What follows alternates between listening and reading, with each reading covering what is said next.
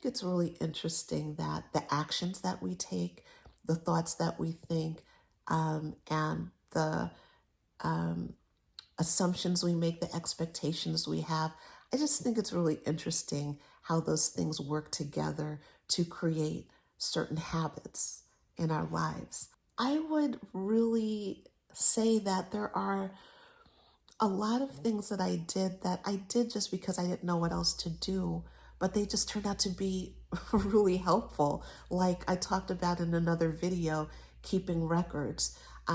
I created a blank document in, at the time it was Microsoft Word, then it was Google Docs. But I created just a blank document where I just started tracking my what I was spending every day, my expenditures. I wrote down my budget for the month. I wrote down um, some of the questions that I had that I couldn't answer yet, things I wanted to do, wasn't sure how I was going to do them, wish lists, um, URL links for things I wanted to buy that I knew I wasn't supposed to buy yet. I just kind of collected everything in this money update document. And I've been keeping a money update document for a good 5 years now. It's a tool that I use to just stay in touch with what's happening up here so that I'm not um, sucked in by that kind of autopilot tendency that I sometimes have. But another thing that I do, which I wanted to share with you and suggest to you, for some of you, it might be something you're already doing. Um, Businesses usually have profit and loss statements, and they also have something called a balance sheet. Now, a balance sheet is a document that shows everything that you own, OWN, your assets on one side, and everything that you owe or that you're responsible for paying out on the other side, and those are your liabilities. Now, I've found that it's really helpful as a regular person who's not necessarily wearing my business hat to do a personal balance sheet, to especially when I was getting out of debt, to just have everything kind of just listed.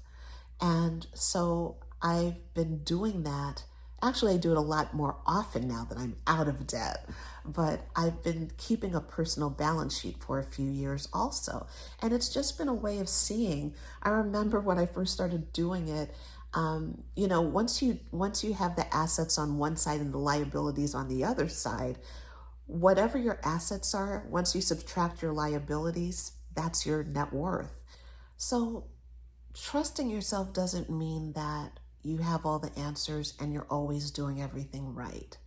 Trusting yourself doesn't mean that you are the end all be all expert of all things. Trusting yourself doesn't mean that you've reached all your goals and there's nothing left to do.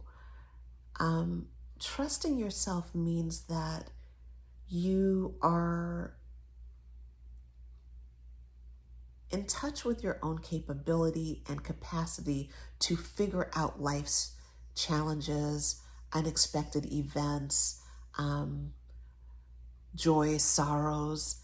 You understand that life is not static. You understand that life is always morphing, changing, and it's okay to stumble and fall sometimes as long as you kind of just reorient yourself and keep moving. But I also feel like in many ways, I learned to trust myself by showing myself evidence of my commitment to being aware and in touch with my financial comings and goings, my behavior. I like to have a kind of manual record keeping practice because it's like a sacred practice. It's almost kind of like a spiritual practice to just kind of write down, or in my case, typing the date, what I spent, how much I spent, and to engage with my money update document line by line manually. It's almost like a kind of journaling practice, like a spiritual practice. And it does have a kind of sacred aspect. I do feel like by doing that, I am giving my my psyche evidence that I'm showing up, I'm here, I'm still working on this stuff, I care about it, we're doing this, we're figuring it out, we're making progress. I'm not on autopilot with it. And I think that matters. So, in a lot of ways, these really simple practices always seem to take on a much deeper relevance and meaning for me in my life.